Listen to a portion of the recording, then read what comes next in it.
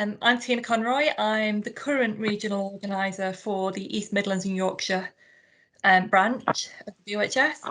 However, I am stepping down after today, so this is my last regional organising. Thanks, Chris. I will be handing the role over to a gentleman called Jans Babovic, and those of you who have met Jans, I'm sure you'll appreciate what he can bring to the table. He's an excellent hygienist, a lot of passion, a lot of drive, and he's full of ideas for future sessions and networking, and I think he's going to be highly successful in this role. But for now, welcome to today's regional meeting. We've got 3 speakers presenting across 2 topics. In my opinion, very relevant, very practical topics as well, which I always think is useful. So firstly, we have the President-elect address from Keane, who will talk about her presidential theme of broadening access to occupational hygiene, in particular for hard-to-reach groups. So I'm assuming that's going to be like the small and medium enterprises who don't necessarily have the in-house resources of hygienists, and the need for a more sustainable approach to occupational health risk management. We're then going to follow that by a practical session and demonstration of the Control Measures Efficiency Database, COMED. It's a user-friendly, and like I say, it's user-friendly on the basis that I have tried it myself, web-based tool, and it's designed to try and quantify the percentage reduction in exposure that you can reasonably expect from using common exposure control measures. So as far as I'm aware, I think everybody should have a log on to the COMED database. It was included in the email that was sent through either yesterday or today. But if anyone's struggling with the registration process, the email also provided the contact address for the lady who can help you with that. I believe she's on standby for the next hour or so to try and help anybody who can't log in. If anybody's not had the email, just drop us a note in the comments and hopefully one of us will pick it up. And can I also remind everyone, if possible, to fill in the feedback form at the end of the COMED session. It'd be really useful to help Andy develop the COMED database and get some feedback on this session as well. So without too much further ado, our first speaker is Keane. Chris has been a BOHS board member for 2 years and she's currently the president-elect of the society. She's been heavily involved and led the Breathe Freely campaign in construction, where her input and her connections have just proven invaluable in trying to progress the project. Chris is a chartered occupational hygienist. She's got 30 years of experience in assessing exposures and risk control strategies, and has worked both supporting an occupational hygiene support role for the HSE and for commercial clients across a range of industries. So Chris, if you don't mind, I'll pass it over to you. Hi everyone, thank you very much for that, Tina, much appreciated. Okay, I'm just going to share my screen, just bear with me while I get my presentation up.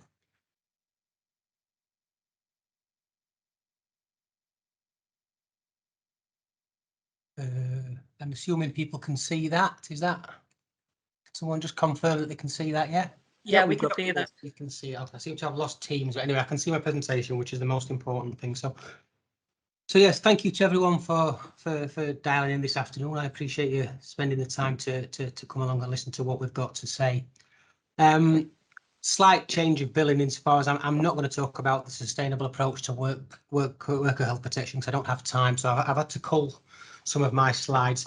If you really are interested in that, I did deliver a presentation to a Midlands regional webinar a couple of months ago, and I believe that's on the YouTube channel.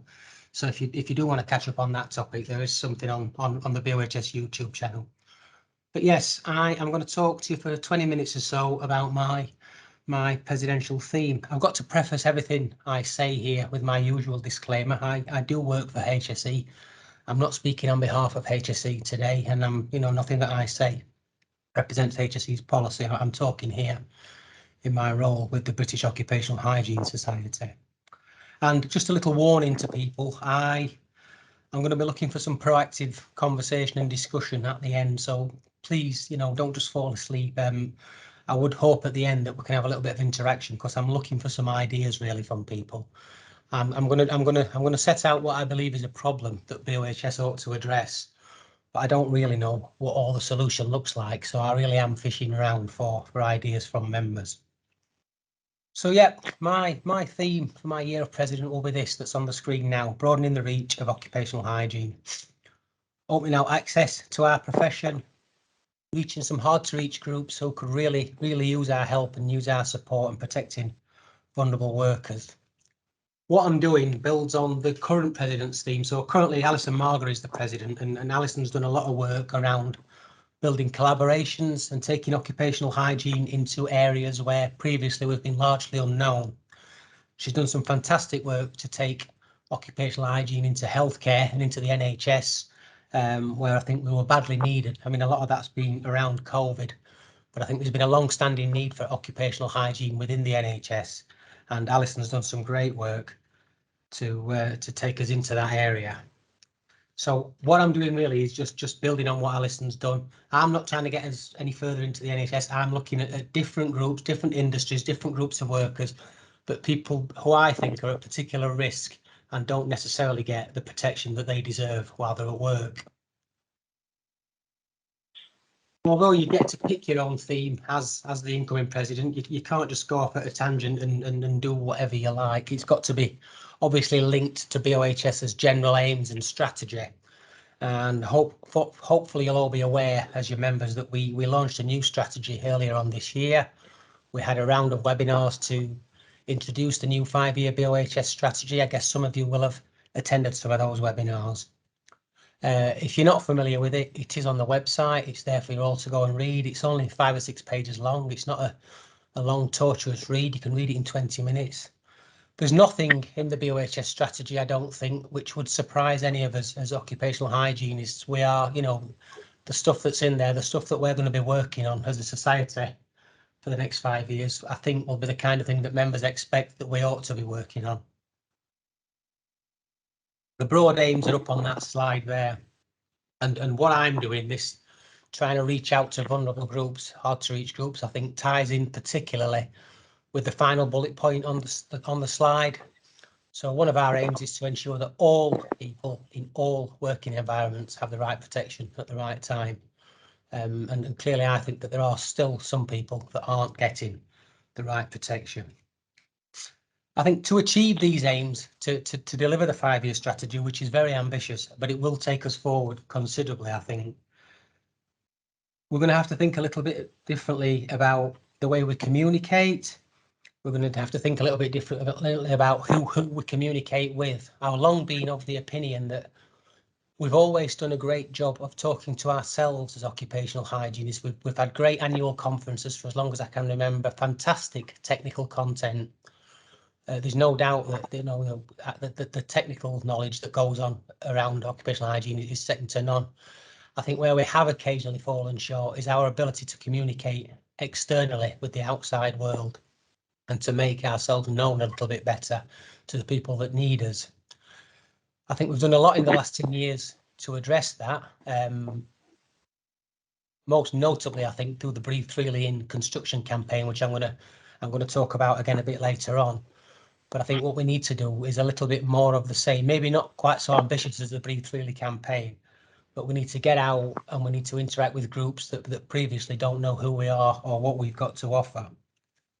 And I would also venture to suggest that if we're going to do this and we're going to achieve real success, we might even need to start thinking about ourselves a little bit differently, maybe lift our ambitions a little bit as occupational hygienists. I still know quite a lot of people in the industry who kind of portray themselves as air sampling technicians, measurement technicians, and occupational hygiene is about much more than that. It's about protecting worker health. It's about health risk management. Measurement's just one small part of it.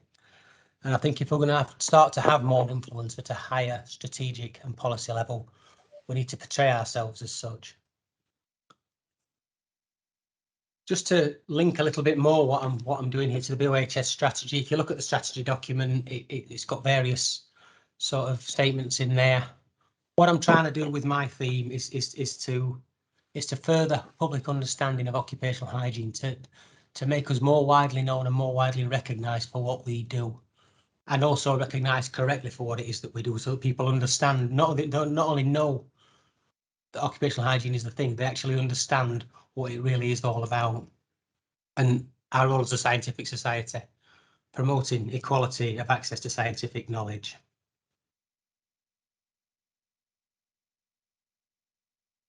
I think all occupational hygienists would agree we've still got a long way to go on health, even in 2021 in the UK, first world country, excellent record on health and safety. There's still a lot more that we need to do. The stuff on the slide I only put into the presentation this morning. That's from HSE's current stats. The graph on the left hand side are ill health, numbers of self-reported cases of ill health for the last 20 years, and it's a very flat line. It's not coming down. We're not seeing the massive reductions in occupational ill health that we've seen in occupational safety. There's still a lot to be done. The graph on the right hand side, I think, is a little bit more thought-provoking and worrying in some ways, if you like. And this is a little bit closer to home for me, because this is specifically respiratory disease, which is where I've specialised. These are the asthma stats, occupational asthma stats, which rather worryingly, since 2014, have been going up year on year. And we all recognise that things like occupational asthma are generally underreported. But that graph doesn't show absolute numbers. It just shows the rate relative to the current year to 2019. And occupational asthma is on the rise. As a respiratory disease, occupational asthma is relatively easy to track. It's much easier to track asthma because it's fairly short latency than it is to track some of the trends in long latency diseases such as cancers, COPD, silicosis. But I think if we took that trend in occupational asthma as being representative of exposure to agents that cause respiratory disease, then I think we can see quite a worrying trend developing there. Clearly, there's still a lot for occupational hygienists to do. So who are these hard to reach workers that I'm gonna bang on about? I mean, Tina's already alluded to one group, SMEs, micro businesses.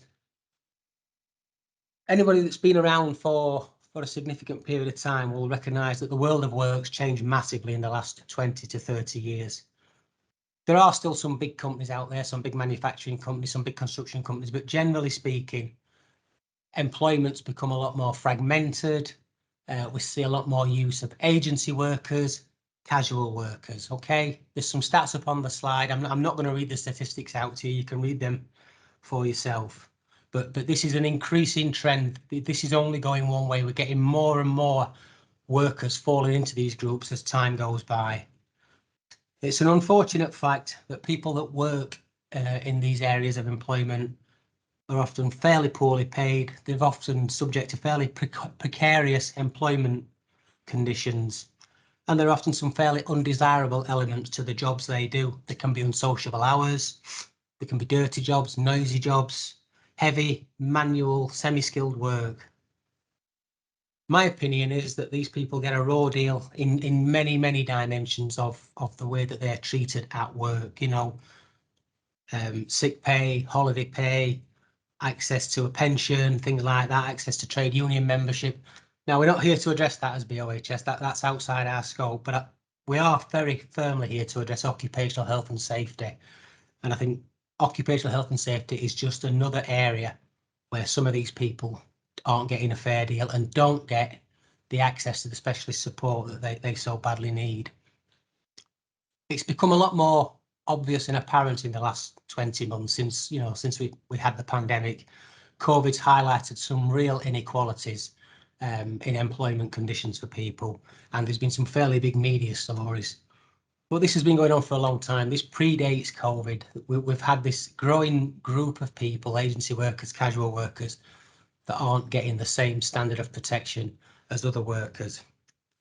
And I do recognise that all of these people fall under the umbrella of the Health and Safety at Work Act. It's not the regulatory framework that needs to alter. They're all protected by the Health and Safety at Work Act. But there are just so many factors at play that mean often these people fall between the cracks.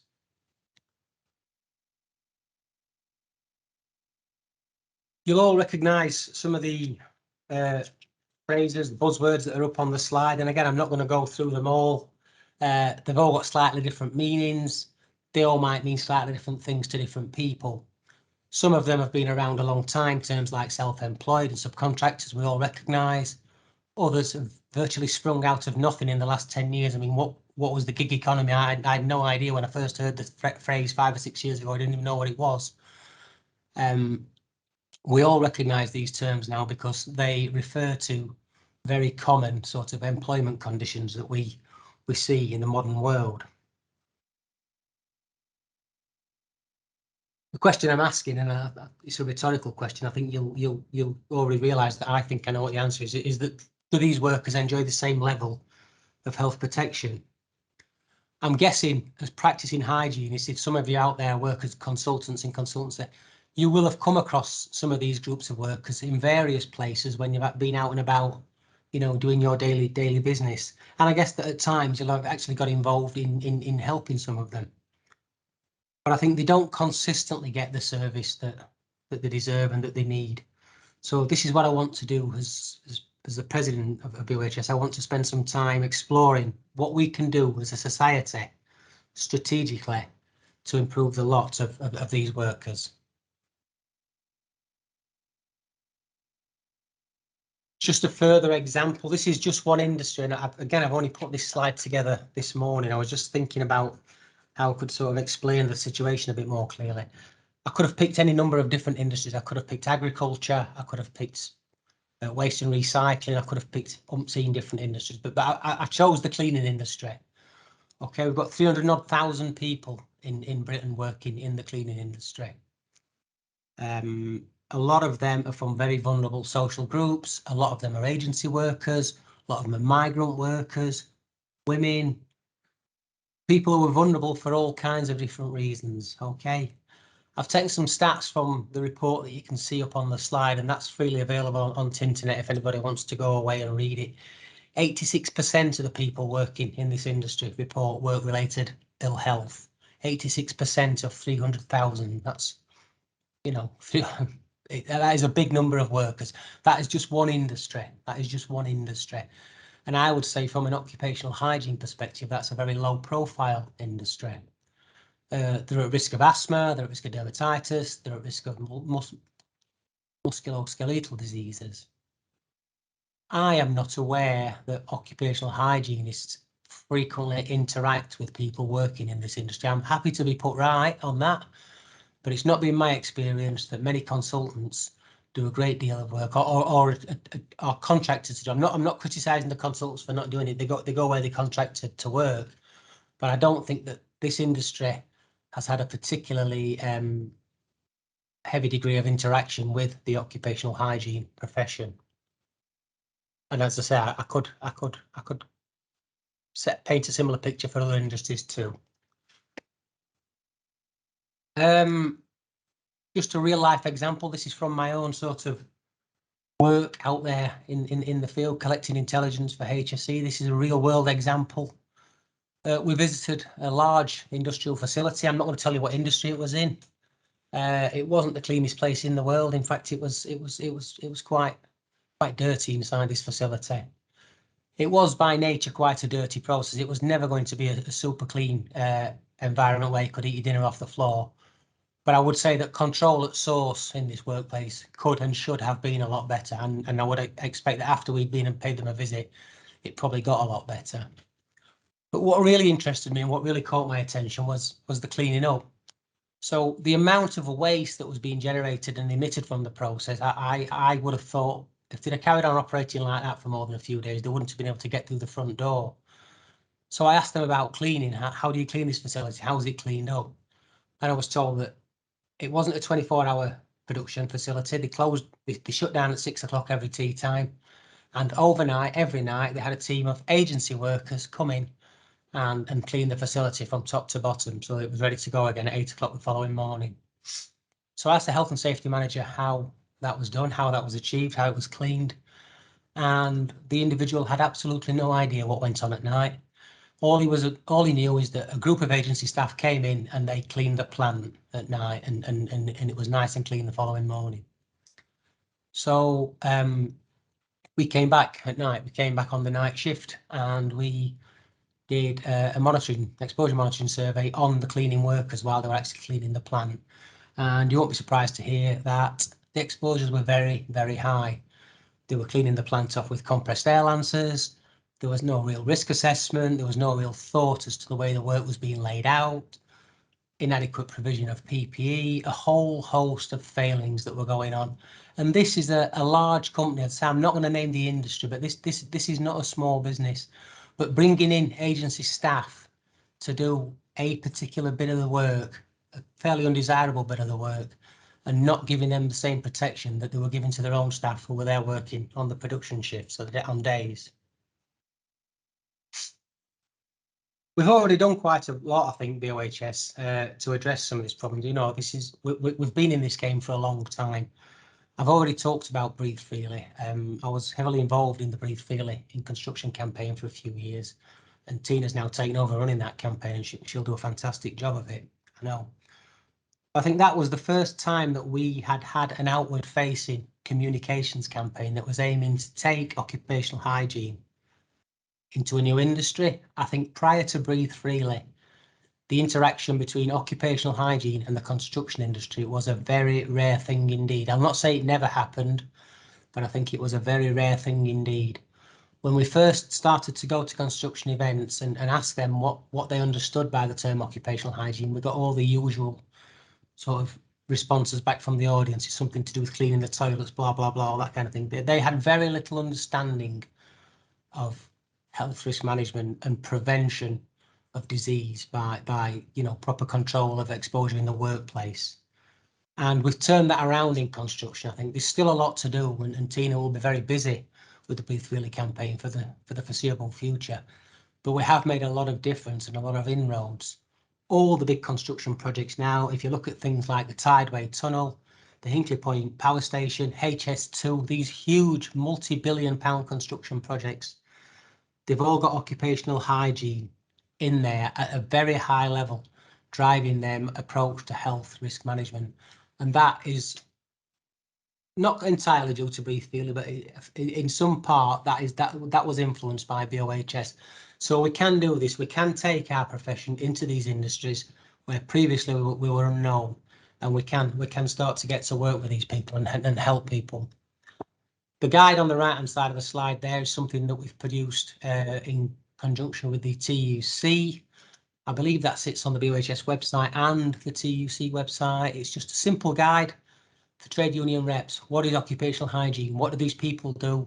How can they help us? Why do we need them? I think is what you'll find in there. So we've already done quite a bit to broaden our reach, to broaden our influence. And just as recently as this September, just gone, sorry, just bear with me.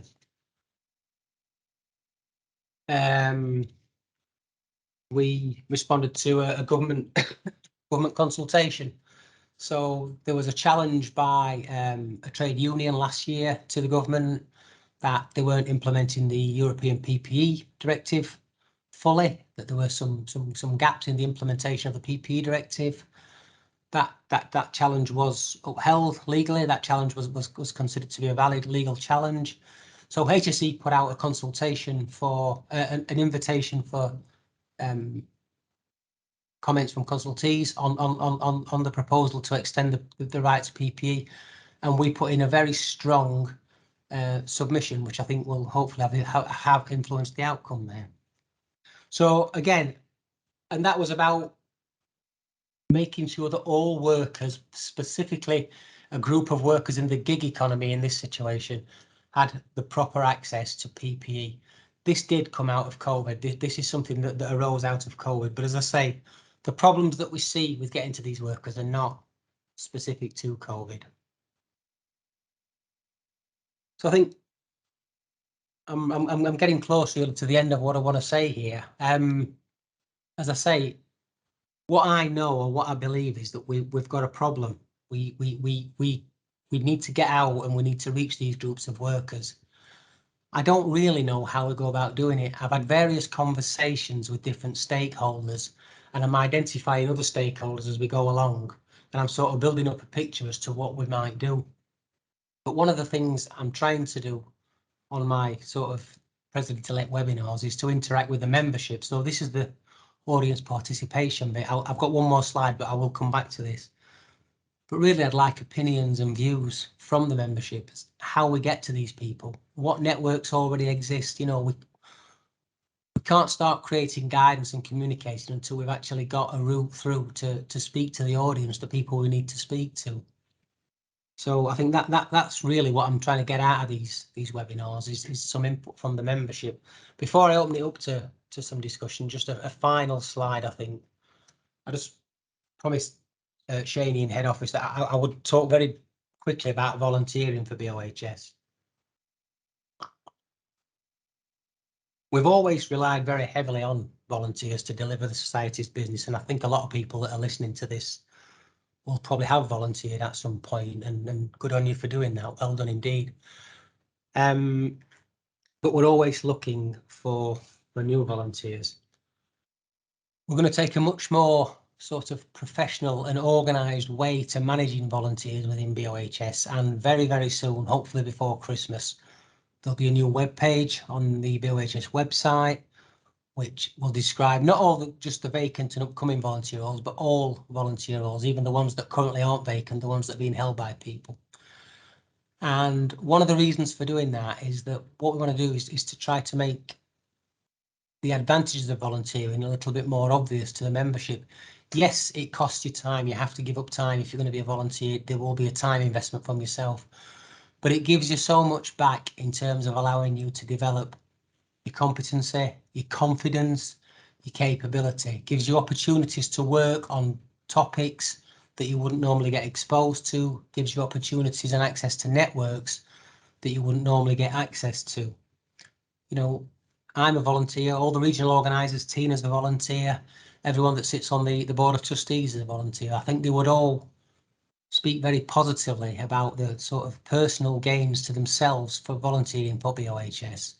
So if it's something that you've been dithering about and thinking maybe, you know, you'll give it, please have a look at the website, especially when Shani refreshes the web page, because there's going to be tons more information on there. And we would encourage anybody to think about volunteering for the society. I think that's all I want to say, really. I'm going to go back to that slide there and just to frame the question, you know, how can we get to these hard to reach audiences? How do we get to agency workers, to casual workers, to SMEs and micro businesses across a range of industry sectors? There isn't a single easy route to do this. So really, I'd like some sort of input and some ideas from you people if you've got any. So can I open it up to questions, discussion at that point? Thank you.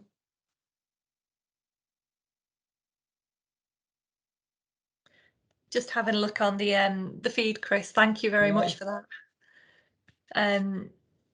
I actually asked a question myself as to, in relation to occupational asthma and things like this, are we getting better at recognising and reporting it, or do you think cases are actually rising?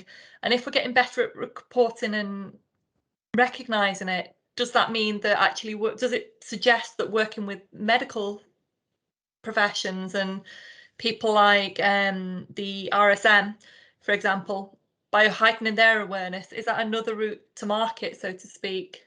I know it's at the end of the process rather than the beginning, but all right. It's at the end of the process, and I'm not a medic, but I would be astonished to if you go back to the graph, or if you look at the graph, it's almost doubled in the last 6 years, the incidence of occupational asthma. yeah. The graph's got the rate on it relative to this year. It's not absolute numbers. It's the relative rate to this year. I don't think our occupational medic colleagues have got twice as good at detecting occupational asthma in 6 years. I dare say that there are advances in diagnostic techniques, but I don't think they've so I think that's a real trend. I think that is a real upward trend which reflects exposure to asthmagenic sensitizing substances in industry, things like flour dust, grain dust, wood dust, all the usual suspects. And right up there, I think second in the sort of list of substances that cause occupational asthma are cleaning chemicals, so cleaners.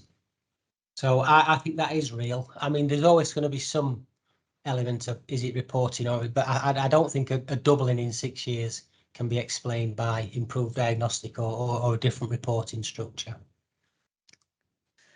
I agree. I think it's a real trend potentially. Yeah. Just looking at the feedback, so Andy has suggested maybe local chambers of commerce, maybe one route to reach SMEs.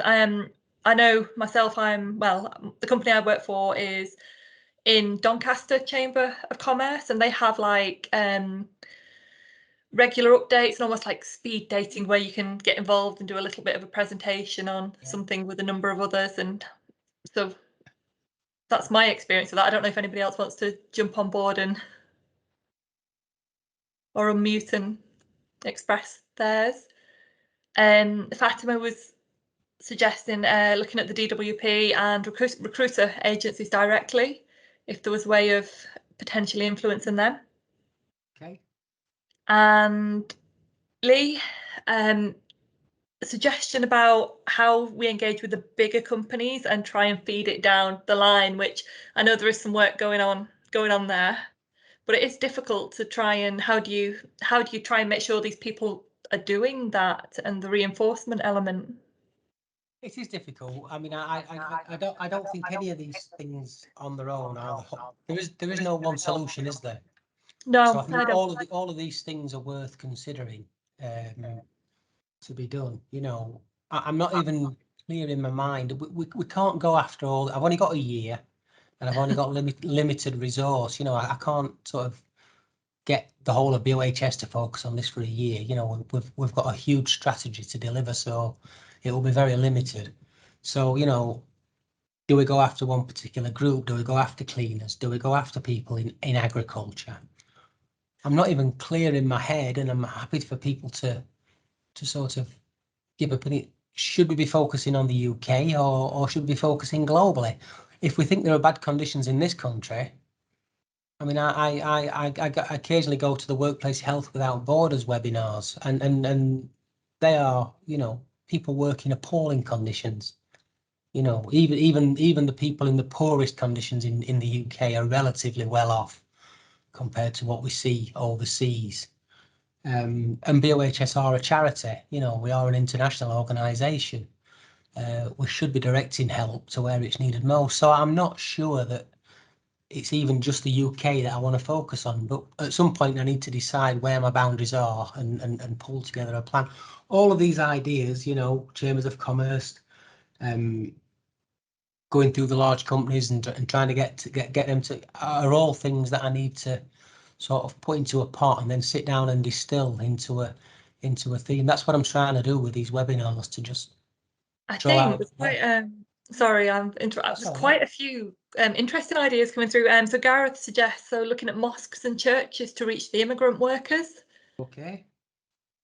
And Palm says, sorry, I've just wiped it off my screen. I didn't mean to. Bear with me 1 minute. As you can tell, I'm the absolute amazing technical guru. But some of the gig economy workers, they don't officially exist on any system, and therefore they're often highly reluctant to engage with anyone. How do we reach those? If you have a look at that report that I put up on that slide, they do allude to that you know, some of these people are, they don't exist often, you know, on paper to the authorities. Whether that's right or wrong, I'm not going to go into here, but they certainly should be kept healthy and safe while they're here and working. I think as well, maybe does that present its own challenges? Because obviously for some people, English isn't their first language. Yeah. So, and we do tend to talk very technically and use big long words, to be honest. So do we need to make sure that we're reaching every... We need to change our language to communicate with these people, and I don't mean speak to them in their mother tongue, but we need to de-jargonise occupational hygiene. We need to demystify occupational hygiene. You know, the technical conversations that we have at the annual conference about base velocities and respirable dust and everything, they're great, but we're not going to win this audience over with that kind of technical conversation. It's fairly basic level messaging about raising their awareness, first of all, that these things are dangerous. It's not just dust, it's not just noise. It will harm you in the long term. It will cause you to be harmed and disabled, and it doesn't have to be like that. You know, and if we can just show them what good standards look like, then hopefully we can create some pressure from their end to their employers to actually get some positive change. And last comment I will kind of read out from Mark Holmes. He says he's worked in the past for BOHS as an introductory lecturer going to universities and giving talks to students, and the objective being to get the young people working in occupational hygiene. And could BOHS promote a similar idea of providing talks to forums such as IOSH, local groups and trade unions, for example? Oh, hello, Mark. Thank you very much for that. So I hope you're all right.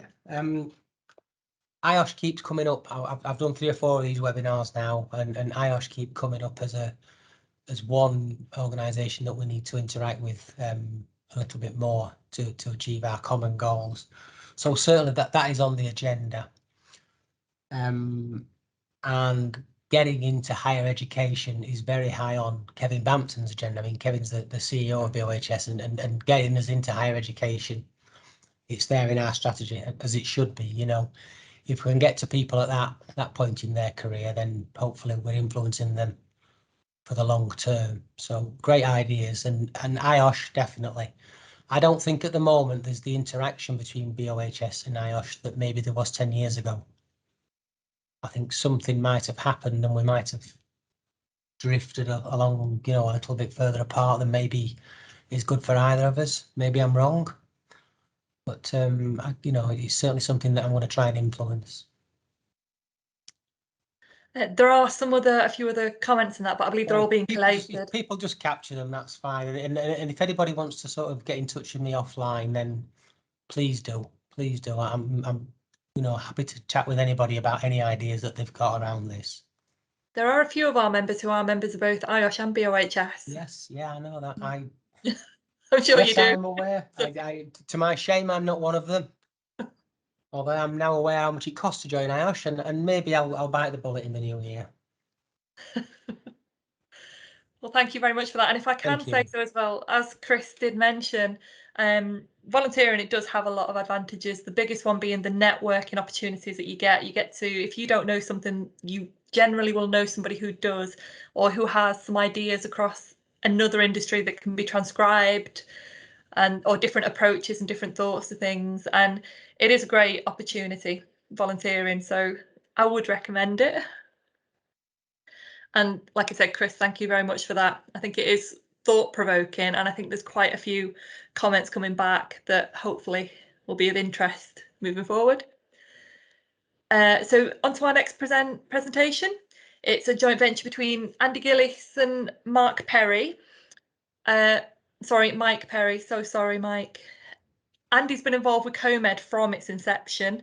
He's a former president of the BOHS, and he's a regular presenter at conferences. He's been an advocate of practical, effective exposure controls throughout his career, and I think COMED quite nicely brings that together.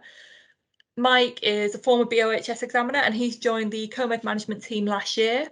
He's a consultant who specialises in the pharmaceutical potent compound safety, and his work includes evaluating the performance capability of containment equipment to nanogram levels, okay, and developing procedures for the optimization of specialist controls.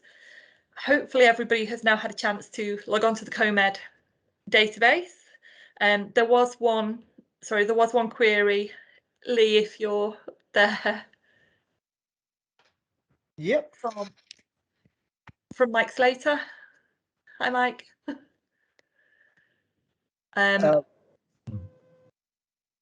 Was that in regards to a link? Sorry. Yes. Oh yeah, anything that's been sent, I've been sending links out in the background there. For anything that's brilliant. been put through, I've just been checking up on it. Well, I'm logged onto the database, so if you don't mind, without any further ado, I'll hand you over to Andy and Mike. Thank you, Tina. Good afternoon, everyone. Thank you very much for making time available to join in with this webinar this afternoon. Mike and I will be taking you through a description and a tour of this COMED database, and later on giving you the opportunity to get some hands-on experience with using the database by means of a case study. COMED is an acronym. It stands for Control Measures Efficiency Database. It's a tool that's under development and hasn't been released publicly yet. So we're very keen at this stage to receive any feedback and comments from you and enlist your support in its ongoing development. So once again, thank you for making time. I'll just share my desktop with you.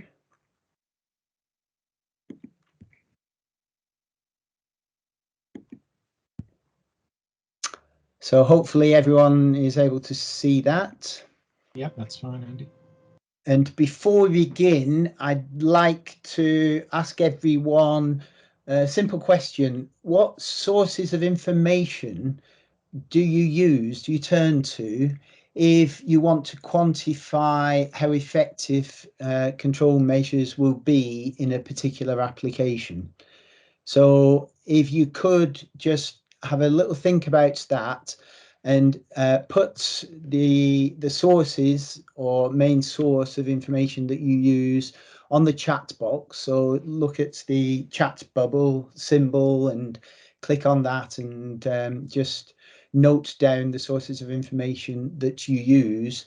If you want to answer the question, if I use this control measure in my particular application, just how much will exposure typically be reduced by?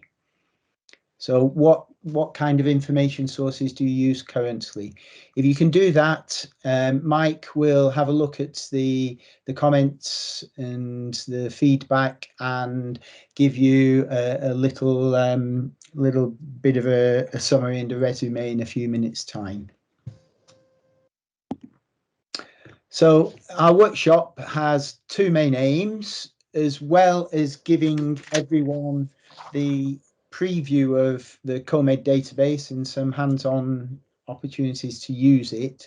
We're very keen to understand how we can improve and do better. So consequently, another plea, if you don't mind, to just fill in the feedback form. The form was attached at the bottom of the introductory email that you should have received from BOHS to sign in, to log your interest in the workshop in the first place. So please download that if you haven't done so already, fill it in and return it to the email address that's included on the form. Thank you very much in advance. This slide shows you the agenda. After a few further introductory remarks from myself, I will then hand over to Mike, who will describe the structure and the way that the database is organized and give a demonstration of how to navigate through the different parts of the database. And then we will move on to the real core of the workshop, which is your opportunity, your chance to work through a practical case study. We've got 2 case studies prepared. Depending on how much time is available, we may or may not get through 2 of them, but certainly the first one will be a detailed opportunity to interrogate the database. In order to do that, you'll also need to have available to you the question and answer sheet for the case studies, which again was attached to the base of the bottom of the email, the introductory email. And then we'll wrap up at the end of the session, so we'll be finished by 4 p.m. UK time today. So that's the plan. Before we begin the rest of the introductory session, I'll just ask Mike to summarize the feedback so far on sources of information. Yeah, well, I would say, Andy, we've got a wide variety of different sources coming up here, some of which I've not heard of before. So this is going to be useful, I think, for people to see this afterwards. But certainly it doesn't point towards sort of one particular go-to sort of source that everyone is using, but there's it's pointing towards kind of HSE guidance, the use of previous LEV test reports, air sampling surveys, that sort of thing, literature searches, the ART model tool for modelling exposure, things like that. So Chemtrade, I've not heard of that before, and Stoffen Manager, haven't heard of that either. unless you can enlighten. But yeah, a wide range, I would say. Okay, no, that's really interesting. Thanks for that summary, Mike, and thank you everyone for your feedback. If you haven't added anything to the chat box yet, then there's plenty of time to do so in the rest of the workshop, so please do. Okay, COMED, what are we trying to achieve? Well, the vision for this COMED project is shown on this slide. We really want to have a tool that's available that's regarded as a really authoritative, reliable source of objective data on efficiency of exposure control measures, so that you can carry out the different things shown on that slide. COMED is a really interesting idea. It's the project that's been the result of a unique collaboration, really, between BOHS, the Fraunhofer Item Institute in Germany, who have been largely instrumental in developing the structure of the database itself as a web tool, and individual qualified occupational hygienists and risk assessment practitioners who have brought a wealth of experience and practical knowledge to the party. It brings together a lot of information. It's very interesting to see that many different sources of information are currently used by all of us when we're trying to understand efficiency of controls. What we see COMED as doing is providing almost a one-stop shop for information on efficiency. We've tried right from the outset to have something that is straightforward, easy to use, and very practical in terms of the output of the tool and how it gives you useful information. So it's condensing a lot of perhaps very technical information and producing a very straightforward outcome, to pick up one of Chris's earlier comments. The tool developed originally from a series of workshops that were run by myself and my professional colleague and friend Alvin Woolley a few years ago. For example, at the 2015 IOHA conference that was held together with the BOHS annual conference in London that year. And during these workshops, we presented a number of hypothetical and real-life case studies and asked very experienced practitioners to estimate the efficiency of some very common exposure control measures. And the results were really surprising, almost startling, in the terms of the variety of estimates that were produced by individuals who were very experienced in their field, and the comparison of those estimated exposure reductions with actual measurements from before and after implementation of controls in terms of exposure data. So it was very apparent that there was a big gap in the evidence base and the knowledge that was readily available about quantified efficiency of exposure controls. So consequently, a proposal was put forward to BOHS Council, as they were at the time, and a working group was set up in 2016, and subsequently that has been working very hard and developed the COMED database as it is today. In 2019, the individuals at the Fraunhofer Item Institute who were involved with the project took over the leadership of the project. This slide shows you the management structure and the way we've organized ourselves in order to develop and implement COMED. Most of the work has been done by the working teams at the bottom of the slide. So we have 3 principal teams working on different elements of the database, inputting data, checking and reviewing the quality of the data, validating the data quality, etc., and also all the work on the development of the web-based tool. So hopefully that gives you a brief overview of how we got to where we are today. And now I'll hand over to Mike so that he can give you a much better feel for how the database is structured and a demonstration of that. Thank you, Andy. So I will now share my screen.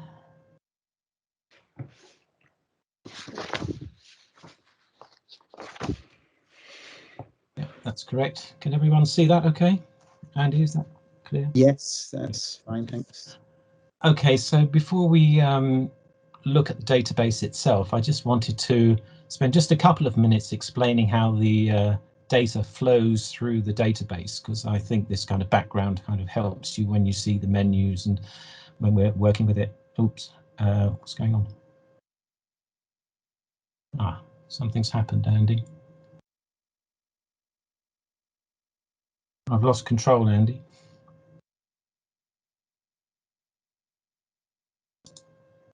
Did I not share it? Am I back again? Yes, you are. Yeah, we can see your Yeah, for some reason I lost I lost control there for a minute. Sorry, everybody. So here we are. Yes, I just wanted to explain how the data flows through the database. This is an overview of it. I'll break it down a bit in a moment. But basically, we've got data sets which provide the data that goes in based on all the work that's done by Andy and his team. The data flows into a queries section where we're able to analyze the data, produce outputs from it, and a PDF report comes out of there, leading to what we call the efficiency ladder rating table, which I'll show you that. So these are the outputs that come out the other side. So this is the flow. So we're starting with the data sets then. So basically what we have is, sources of information from published, unpublished sources, laboratory studies, workplace assessments, research papers, and so on.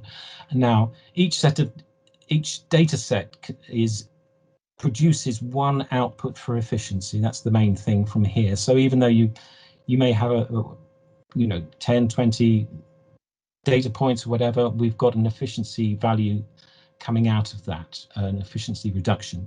So for each data set, we have that one result. So when we do a query, which is the next stage, we are taking a certain number of data sets that have matched the query that we've set, or for the process or control device we're interested in. And this data flows into the query and it produces the outputs in the analysis section. There are two branches to the query. There's the all data, which is just based on the data that comes in. And then we've got further ways of refining that data if you want to kind of home in on particular interest, like if you want to only show, for example, just good quality data only, how does that compare with all the rest of the data? So this is what the analysis outputs look a bit like. We'll look at them a bit closer when we go into the demonstration of the software itself. But you can see here we've got all the efficiency values coming out of the query that we've made in a column graph as well, this sort of output. Okay, and then the PDF report is the output which produces this ratings ladder. That's one part of it, plus all the other analysis tables that are all printed out as well from that point, or shown at that point, I should say. So here we can see a kind of summary of the all data. So without further filtration of the data, this is the kind of outputs we're getting. Number of sample sets 64, the efficiency mean of the data sets and the standard deviation. And here we have what we call the efficiency ratings ladder, which is kind of based on the European white goods efficiency of goods type, system. So we're looking at A being the kind of most efficient, down to E being the least efficient.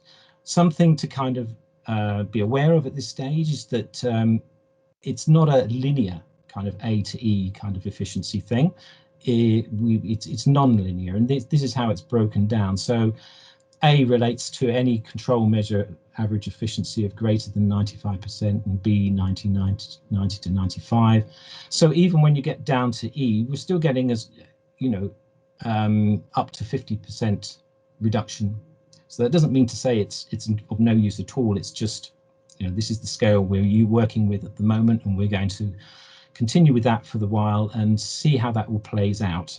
So we're interested to hear your comments on kind of that output, because the idea is that, you know, you look at this and think, oh, okay, it's a simple way of comparing different types of input that you put into the database, different options for different controls, and comparing them side by side.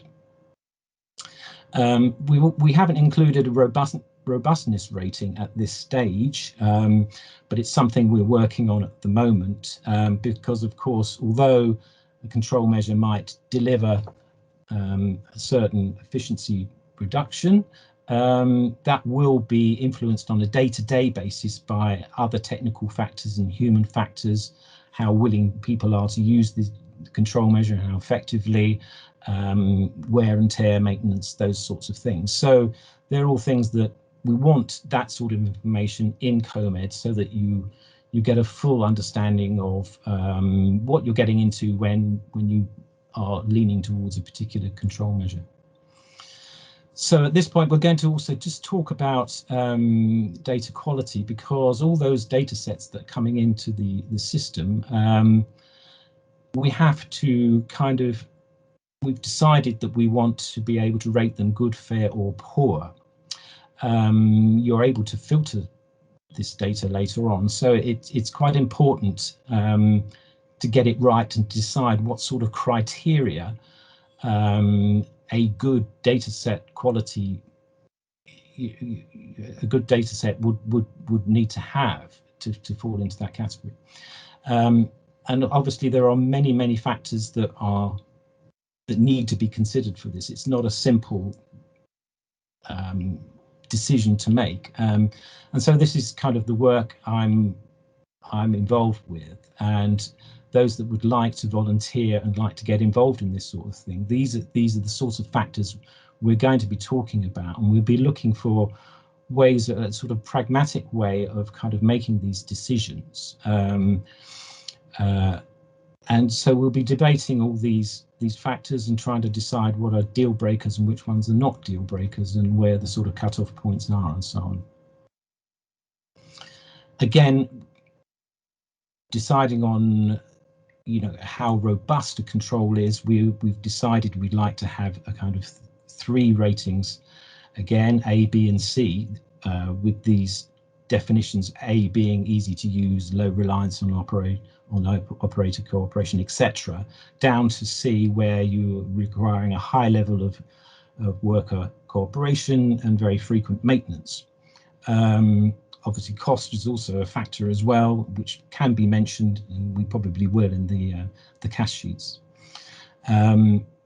Whether we need to separate the technical from the human factors is up for discussion. The controlled advice sheets are kind of standalone,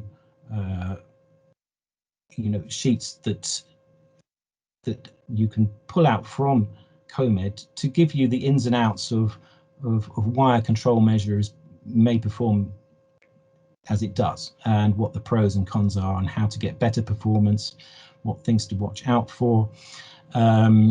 So we're still in draft format on this, still to be finalised.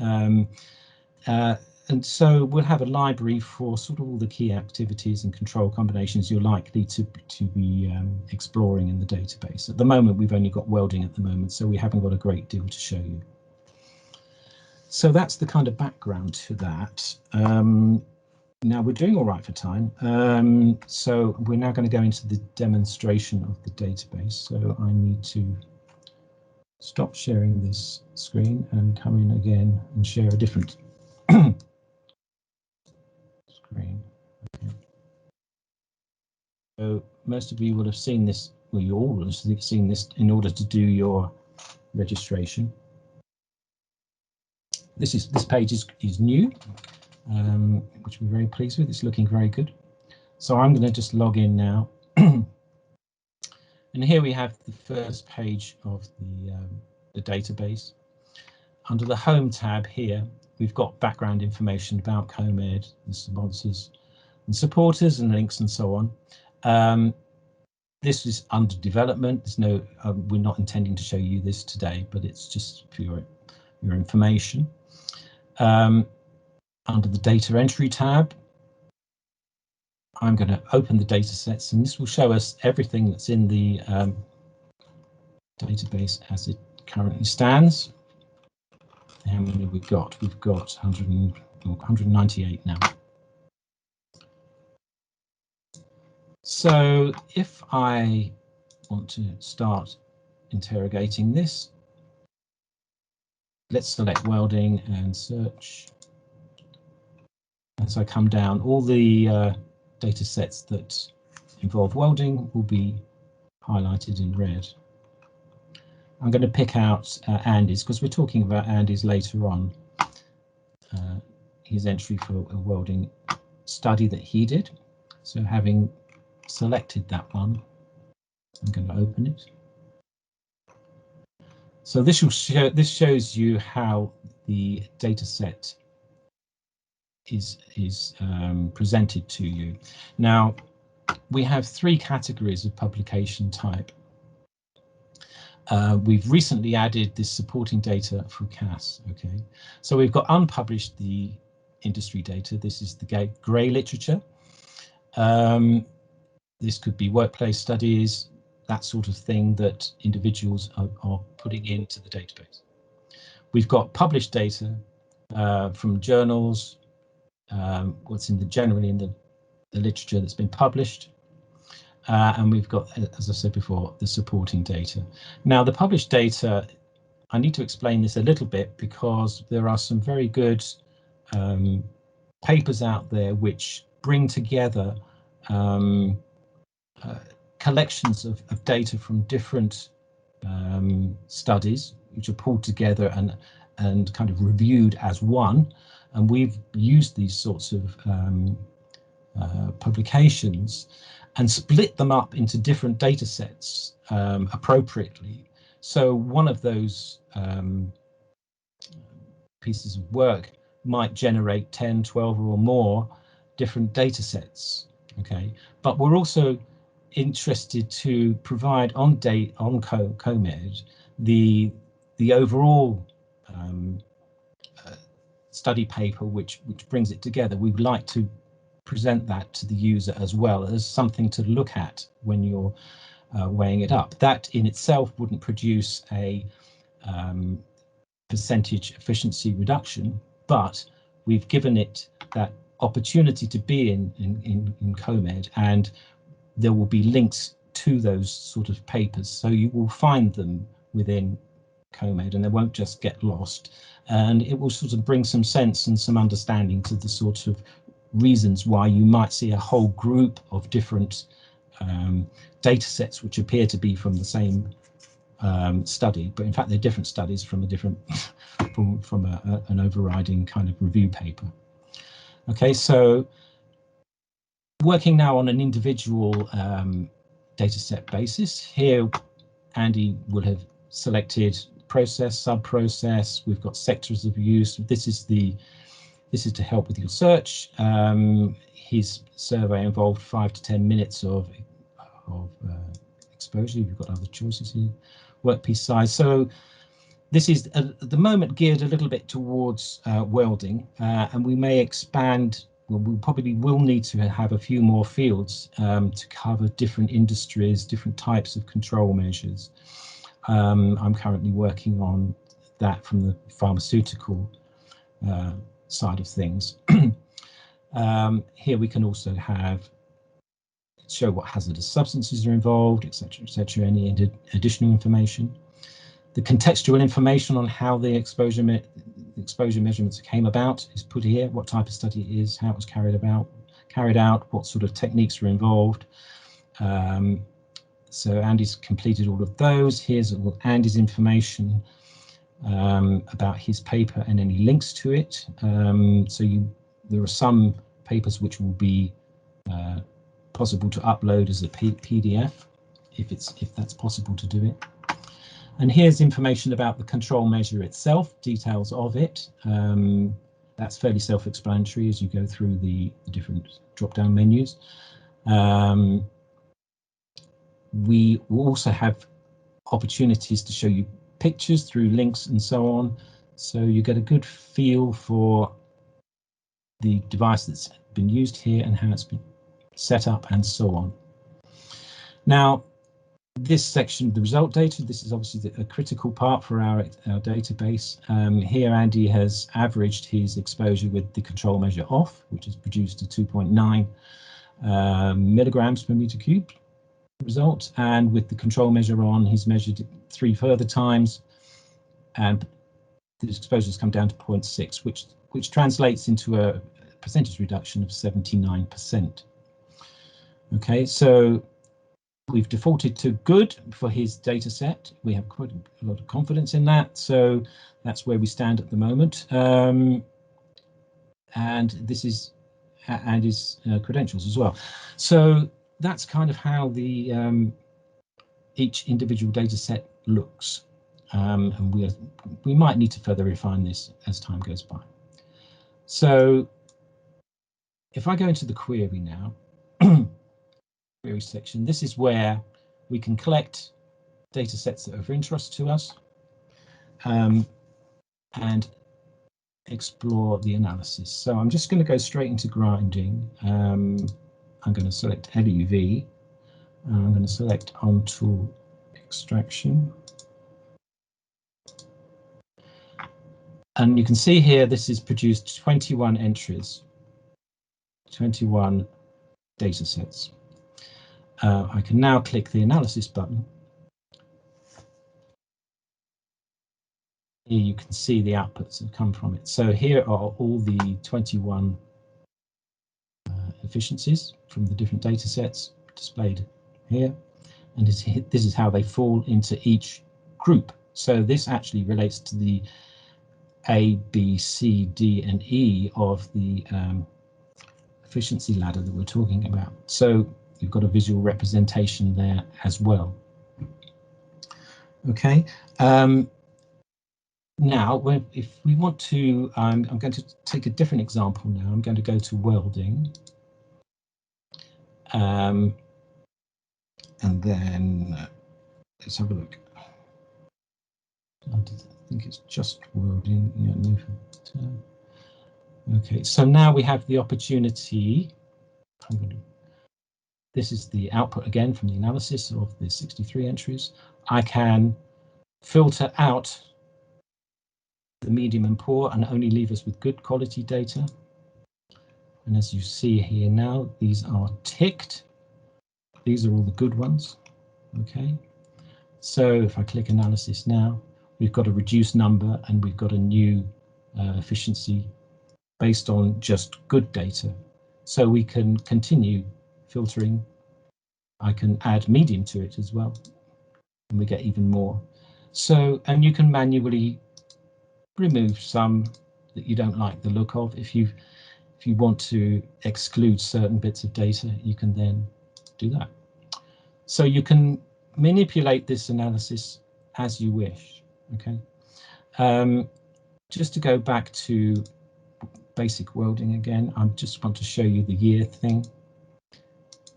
So if I select data, anything later, say we're not interested in anything before 2010. I filter that. Now that leaves us with 1, 2, 3, 4, 5, 6, 7, 8, 9, 10, 11 points. It's now going to compare the selected data, anything after 2010, with all the data here. So you've got the analysis tables, charts and things there. But if I go now to the PDF report, we now see that same information displayed in the ladder. Okay, so you can see there is a difference between the all data, where we had 63 sampling sets, to the greater than 2010, where the number of sample sets reduces to 11.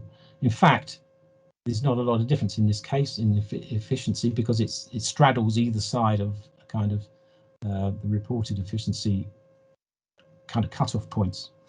So you need to, when you're using this, to look at the numbers, look at the outputs from here, and hopefully this provides kind of a nice little summary of how the different choices have affected the outputs. So then it's up to you how you kind of interpret this and what steps you want to take next. So if I now go to the CAS, I'll show you what a CAS sheet looks like. If I tick the welding one and open, here we have just a summary of kind of the data outputs. This is not dynamically linked to the database at the moment. In other words, if you made some selections, these are not going to change when you open the CAS. The idea with the CAS is that we will keep it updated based on the best knowledge that we have, and provide what COMED believes is, if you like, the fairest sort of what's the word, evaluation of how efficient that device will be. And we will have the robustness in here as well. Those ratings will be in here. This is what it will be based on the analysis that COMED has used to generate that output. So you'll be able to print this out and then look at the pros and cons, which could go into some detail. I know working in pharma, there are sort of many factors which influence how well a containment device will perform. So these could be quite lengthy documents in the end. One thing I want to just go back to, which I missed, was the RPE tab. So if I could select anything, welding again. If I click on RPE, it takes me to a sort of generic output for the RPE that relates to, most specifically, to your choice for welding. So it's tailored towards particular industries and particular types of control measures, but it's quite generic in nature. But there's that facility. I have to go back. So I believe that takes me to the end. That's the end of the basic demonstration. And now we're going to invite you to use COMED for yourself. You should all have hopefully printed out or can see a few questions for the first case study. So I'll need to close this now and just show you, introduce that case study to you. Oops.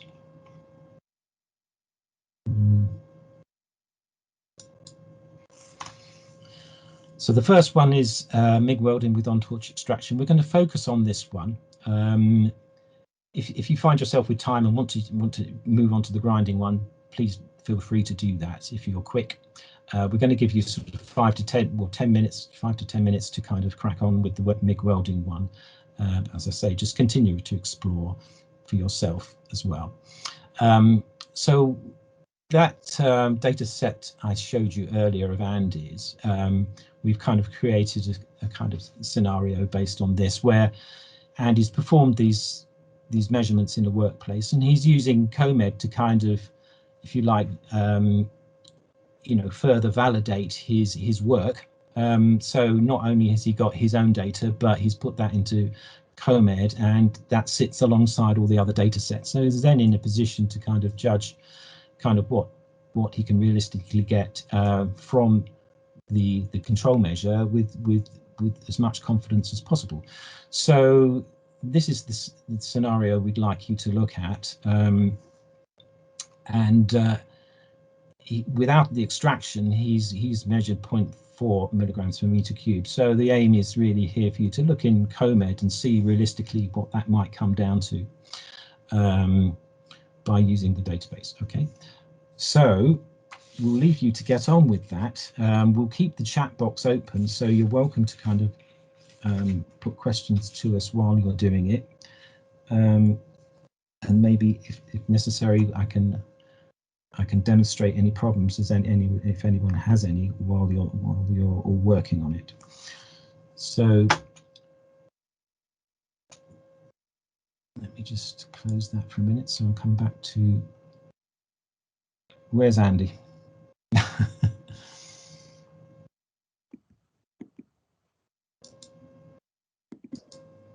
What are you looking for, Mike? Okay, I couldn't see you, that's all. Okay, we need to show the slide describing the case study. Have I not shown that? Did you not see it? No. I thought I'd opened it up. You didn't see that? This is the case study. That's fine now. You couldn't see that before? Okay, I'm sorry.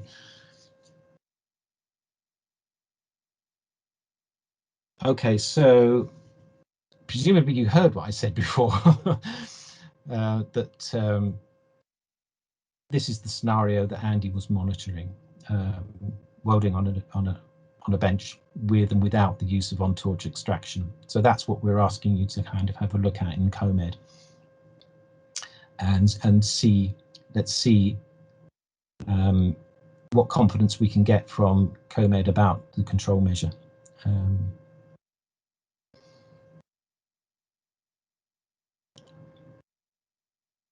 So we need to just share the question and answer sheet now as well, Mike. Well, I wasn't going to put that up because I've got the answers on it. I'm assuming everyone got that printed out and can start working on that aside from this. I mean, I can put it up if people need it, but then they won't be able to see it because you'll be using COMED for yourself. Can you see the chat box? Because I can't, and we're getting feedback from our audience, please. Yeah, I'm monitoring the chat box, but we just need to make sure everybody has the question and answer sheet available, I think. If anybody hasn't, can they indicate in the chat box, please?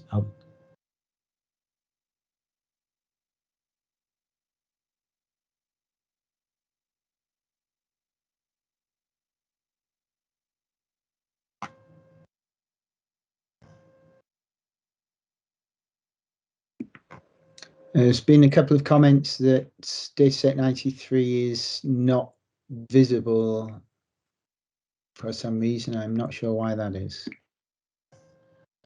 Something that we're, well, it was on mine, wasn't it? So this could be one of the anomalies, couldn't it, Andy, because there are different levels of access. We've got access to possibly more data than you have as basic users today. That might be the reason.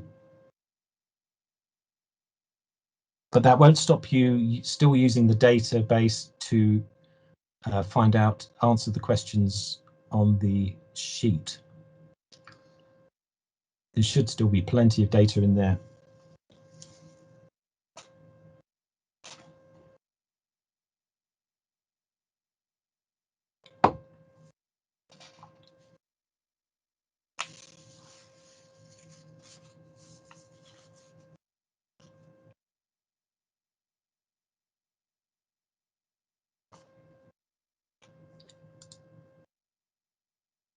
I'm going to stop sharing, Andy, so that I can see the chat box.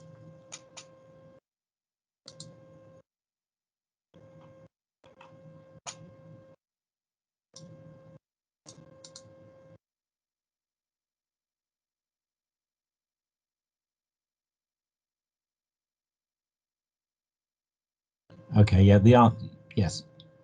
you and I, Andy, are premium users versus basic users, so that's why our participants are not able to see your data set.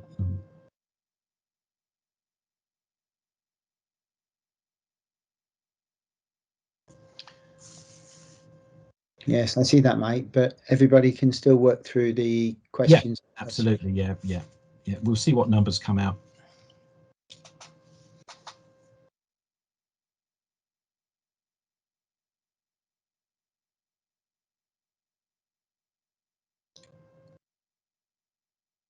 So data sets from 81 to 102 not visible. Okay.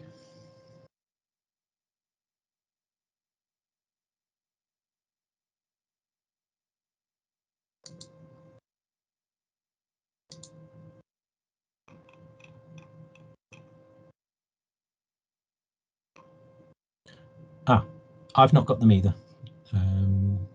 They've been deleted. That's not a problem.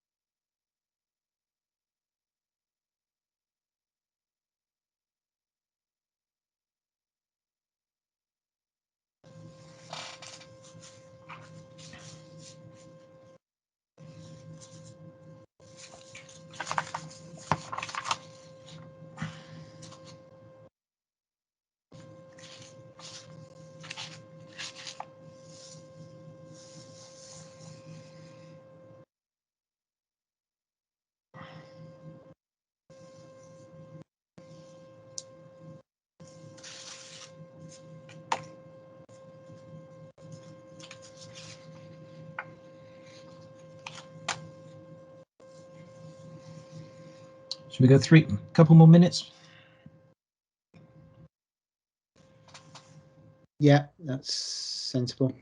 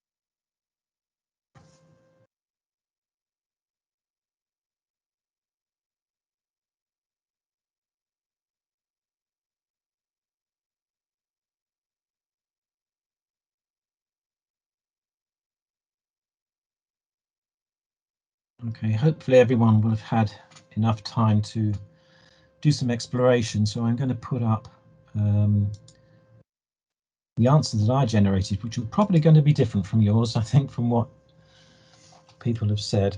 Can you see that, Andy? Yes, that's fine. Okay.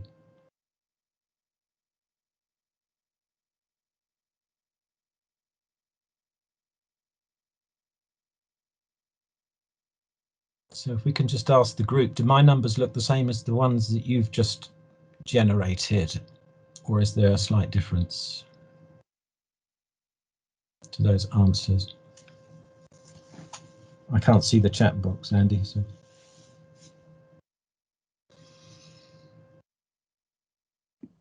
Yes, I'm monitoring the chat box. Okay. We have slight difference in question 3, 16 rather than 15. Now there's a reason for that, which we can talk about in a minute. That point made earlier. Yeah, only minor difference. Yeah.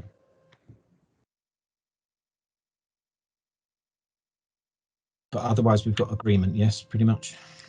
Yes, nothing else coming in. Okay.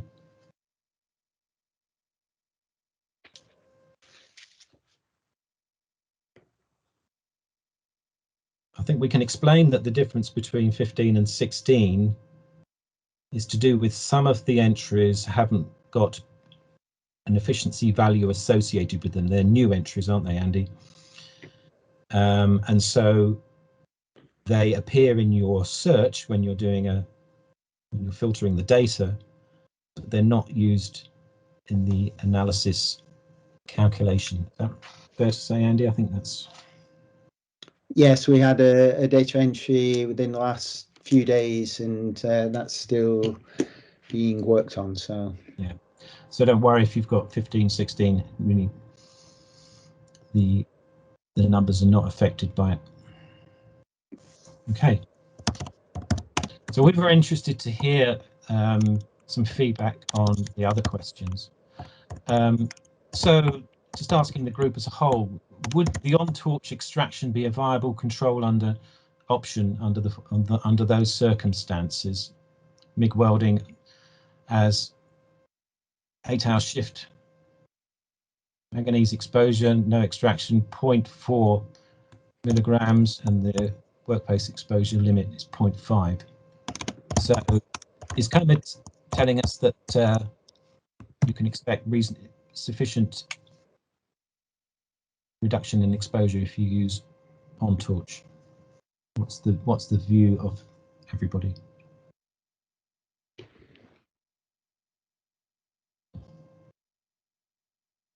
It's basic yes or no, really. I think we're for the moment, but you're welcome to comment too.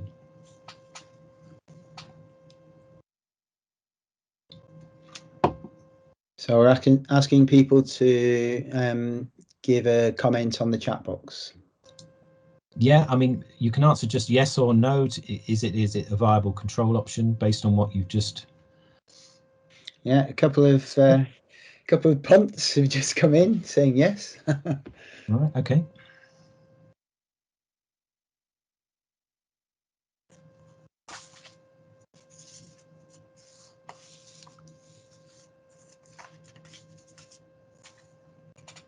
Also, should we move on to the scale of 1 to 10? What sort of trust do you think you have in the outputs provided by COMED? With 10 being the highest level of trust, what sort of confidence have you got in the outputs that you've just seen?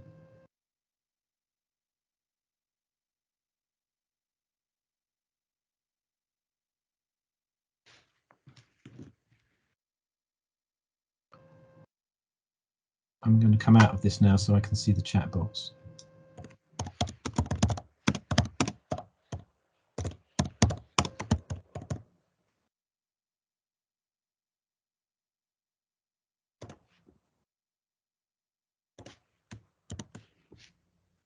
I did the maths on this reduction. I think we've got it reduces it by about 8 times, doesn't it? So getting close to about 1/10 of the workplace exposure limit. I think something like that. Okay. Really, we'd like to now having answered perhaps some of the other questions that are on that question sheet, to hear what people's overall opinion of COMED is, where its strengths are, how there's any suggestions for improvement, or how well does the ladder ratings output help you?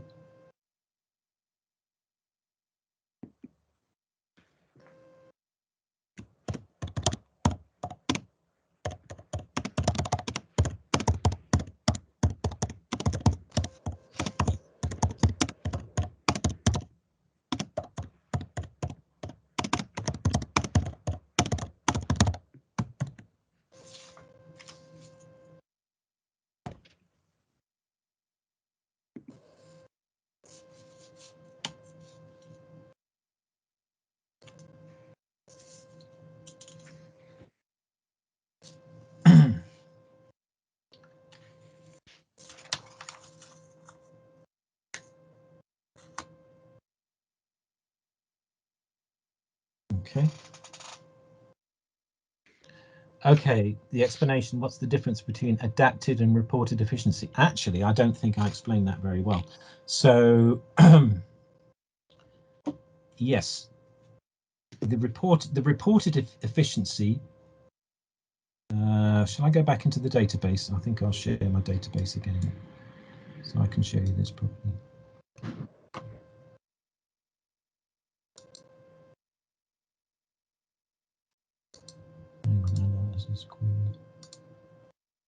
Can you see my screen, Andy? Yes.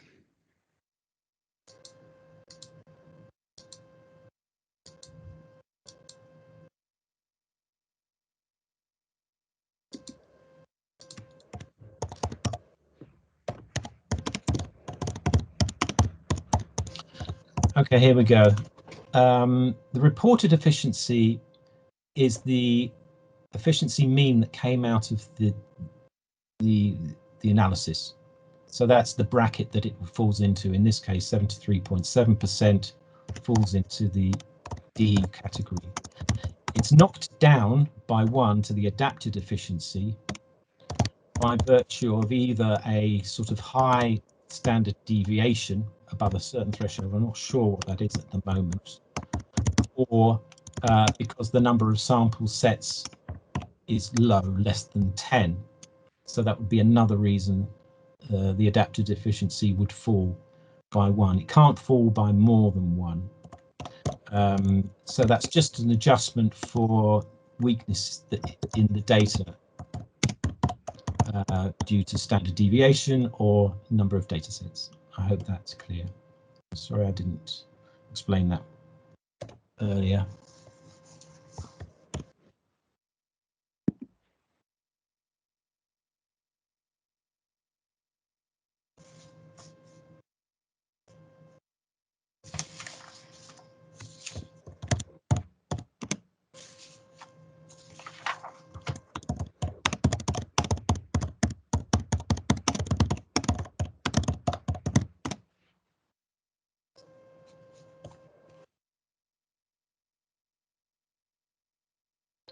And then more comments coming through, Andy. Maybe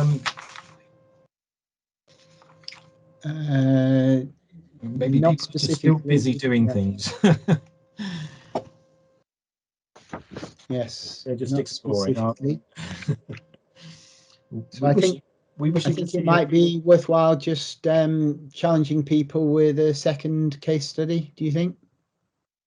Yeah, would people, if people haven't already started doing that, move on to the next one, which is the grinding with on-tool extraction. You may already, so we'll give you a couple of minutes on that one, and I will pull up the answers sheet again. Do you want to share the slide, or do you want me to take up? Yeah, there's not much on the slide, is there? I can't remember now. Yes, it's a general description. Is it okay? Quite useful. All right, shall I do that?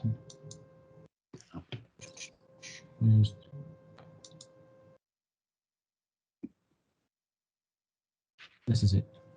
Yeah, you can see that, Andy? Yes, yeah.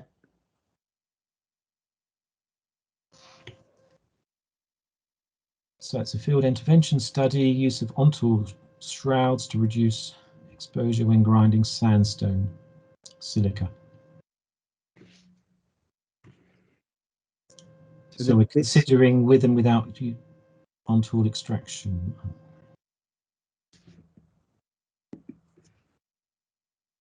So this was a couple of papers published in the Annals a few years ago. Excellent work by Catherine Healy and her colleagues. Well worth a read if you're not familiar with it. And she looked at potential exposure to respirable crystalline silica and a range of different on-tool extraction devices, different configurations of shrouds and extraction flow rates, etc., and gathered data, comparable data with and without the on-tool extraction.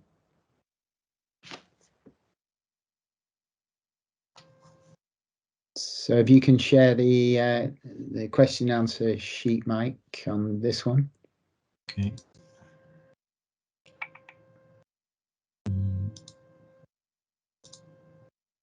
Got that? Yeah.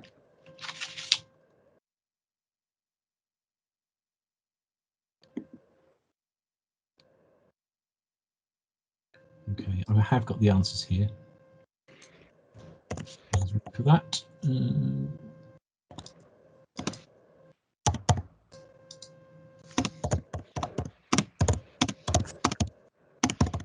So do we have agreement from the group on those numbers? A bit of quick feedback from one or two people, that'd be great. Average efficiency of all data. And then using the filter tool to select entries dated 2010 or later.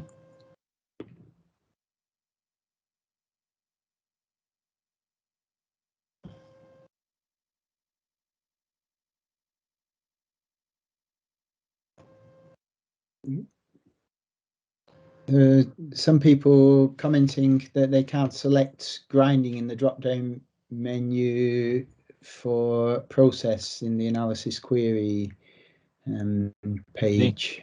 Sure, why not? Is that because we've not validated the grinding data yet? No, it should be available for selection.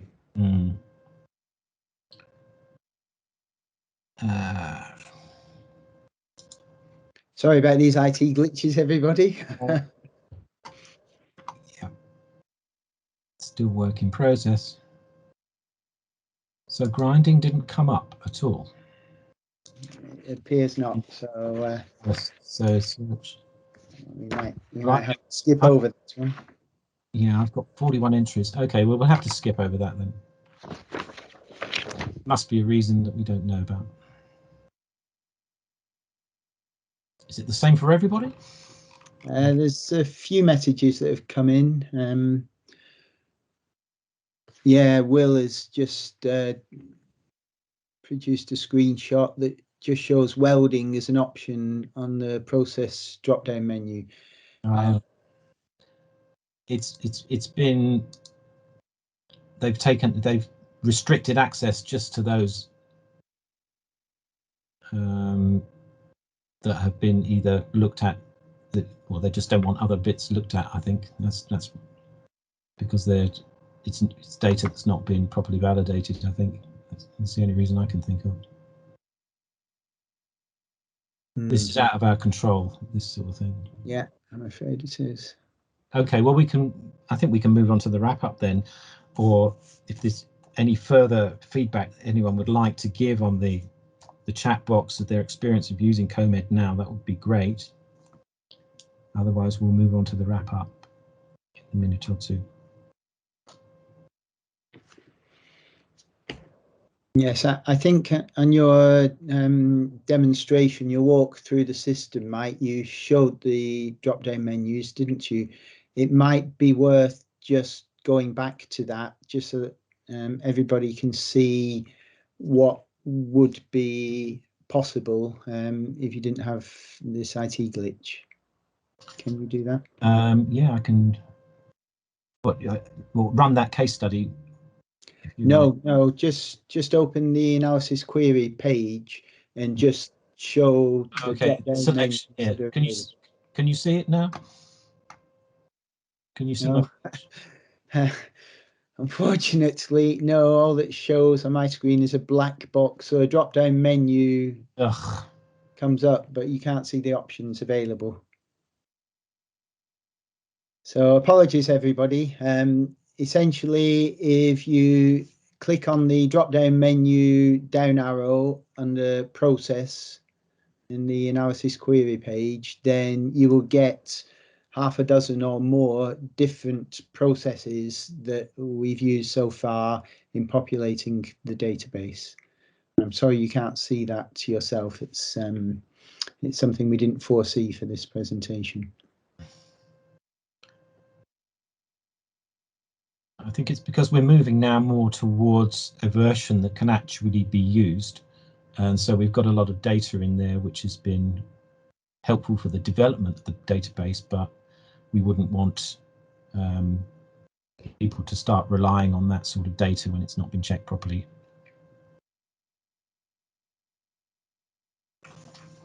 Yeah. Okay, I think perhaps we'll move on. We'll move on to the wrap-up slides. So if you close your share screen, Mike, and I'll pick up the slides again. Sorry, you want me to? Sorry, Andy, I was just looking. Can you say that again? Sorry, Andy. What? Can you close your share screen? Okay. Control, and I'll open mine. Doesn't look like I am sharing the screen at the moment. I don't think I'm sharing at the moment, Andy. Oh, yeah. Right, okay. Somebody else is in control. I don't know whether that's me or or Lee or whoever. Somebody's in control. Okay. Nandi, you should be able to say, if you click on share content, you should be able to just share your screen there. Yes, I thought I'd done that. Is the slide available and showing to everyone now? Volunteer. Yeah, I've got that. Yeah. Yeah, that's the one. Cool. I'll let you carry on. Okay, thank you.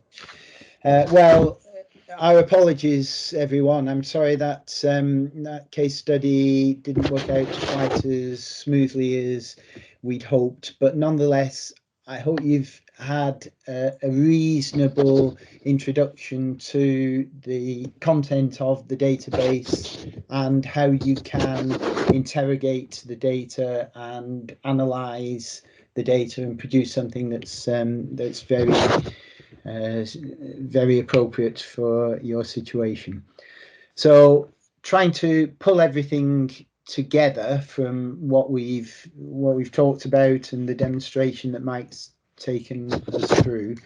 The COMED project is being managed through the management group headed by Fraunhofer Item and our colleagues over there, involving Mike and myself and one or two other people. And one of the areas that I'm particularly responsible for is in coordinating and running the volunteer network. We have a really great, enthusiastic group of people who are interested in this project and want to help in its development. People who are practitioners like yourselves and active in the field. As I mentioned before, this is one of the unique aspects of COMED that we think is a really important element. We've got practical knowledge and experience that's inputting into how the database develops. The volunteer opportunities are many and varied. We have people currently reviewing published papers in peer-reviewed literature and summarizing the contents of that paper and entering new data sets. Other volunteers are involved in an internal review process where we have two independent reviewers who critically evaluate the dataset entry against the published paper and just ensure the accuracy and completeness of the dataset. We need people to get involved with the ongoing development of the control advice sheets that Mike briefly mentioned in passing. There's a lot of important work that is underway looking at evaluating the quality of data that's entered onto the database and reviewing the quality ratings. Again, Mike has given a description on that. So we have a great group of people who are actively involved at the moment. We always welcome anybody who is prepared to contribute and help in forming how COMED develops and improves over time. So once again, may I please invite you to consider getting involved and helping us in whatever way you'd be interested in doing so. So finally, our belief, those of us who've been involved with the development of this tool for some time now, is that it really is an important area. It's something where there's a significant data gap that has been apparent for a long time now, and that an occupational hygienist would really find a tool such as COMED very useful in terms of their practical day-to-day work. And not just technical experts such as hygienists, risk assessors, health and safety specialists and others, but operational managers in a whole range of different organisations could find something like COMED a very helpful tool. Fundamentally, we think this could be a contribution towards reducing the scale of ill health and disease caused by work, to link into Chris Keane's earlier presentation and the example of occupational asthma. It's something that has been a little bit overlooked to date, and we think it's COMED is definitely something that has some great benefits. So we really would encourage you to think about becoming a member of COMED and joining the volunteer register. I hope you found the presentation interesting. The presentation itself will be posted on the BOHS YouTube website shortly, so if you've missed certain parts of it, you'll be able to recap on those. And finally, if anybody hasn't yet done so, please have a look at the feedback forms and complete those and return them to me at the email address you see on the screen.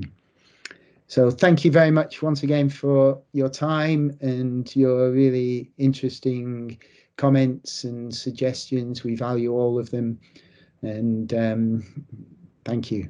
Goodbye. I'd like to say massive thank you to Andy and Mike for that presentation. I actually volunteer to try and take on a task within the COMED database, and it is really refreshing to actually see how it fits into the bigger picture now. I would recommend it. Doesn't take days and days of your time, but it's a really good insight into how it all fits together. So I found that fascinating and I do appreciate it. I do think it is a good tool, and I think, like with everything, the more tools we have in our arsenal, I like the transparency of it. I like the fact we can see where the data is coming from with it, and the value I think it will add. It is a tool like everything else. We've then got to put the operator in, but if you know what you can get or what you can expect to get under certain circumstances, you can then start to look at other parts of the puzzle as well and how they all interact, I think. So thank you very much for that talk. It was really useful. And thank you as well, Chris, for her input earlier. I think the whole session just ran together really nicely, and it did complement quite nicely. Thank you everybody for coming, and Lee, thank you so much for helping us with all the technical difficulties aside, which were nothing to do with Lee. It was one of those things. These things happen. I think everybody appreciated it, or I hope they did. But if anybody's got any questions, feel free to drop one of us a line. Tina, may I just say, in answer to a couple of comments that have come in on the chat box, if anybody is interested in volunteering to get involved with the development of COMED, then if they would get in touch with me personally on the email address that I included on the slide, that's the best way to signal your interest, and I can respond to that. And there are options on the form for everybody, whether you're active, whether you're a reviewer, whether you can provide data. There's lots of different options on there as well. So if that's everything for now, I will sign off. Like I said, thank you very much to everybody for supporting the session. And thank you very much to Chris, Mike and Andy, and to Lee for helping us. I look forward to seeing you all again in person soon. Thank you, everyone. Nathan, thank you very much. I'll Thanks, close Tina. it now. Cheers. See you. Bye, everybody. Bye, everyone.